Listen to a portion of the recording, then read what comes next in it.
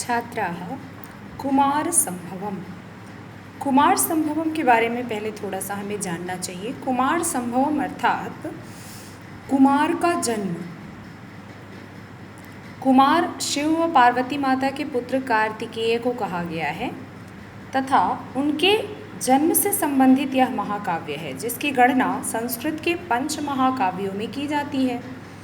उसके रचनाकार महाकवि कालिदास जी हैं।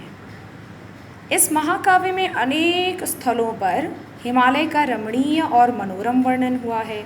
हिमालय वर्णन, पार्वती तपस्या, शिव पार्वती विवाह इत्यादि सभी वर्णन हिमालय से संबद्ध है तथा आरंभ में ही हिमालय का वर्णन करते हुए महाकवि कालिदास जी ने इस श्लोक की रचना की है।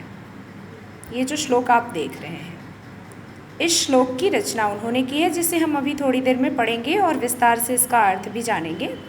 बच्चों, महाकवि कालिदास जी किसी परिचय के मोहताज नहीं हैं।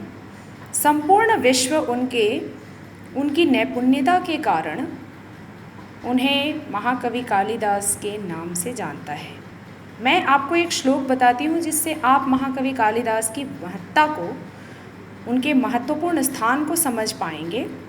विना वेदम विना गीताम विना रामायणीं कथाम विना कविम कालिदासम भारतम भारतम नहीं। अर्थात बिना वेद, बिना श्रीमद् भगवद गीता और बिना रामायण की कथाओं के तथा बिना कवि कालिदास के भारत भारत नहीं है। अर्थात भारत की कोई पहचान नहीं है। भारत की पहचान किससे है? वेदों से, श्रीमद् भगवद गीता से, रामायण की कथाओं से तथा कालिदास से भारत की पहचान है।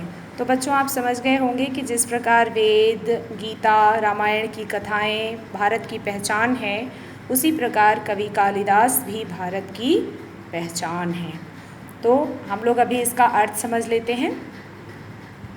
अस्त्युत्तरस्यां दिशि देवतात्मा हिमालयो नाम नगाधिराजः पूर्वापरौ तोयनिधिवगाह्य स्थितः पृथिव्या एव मानदण्डः।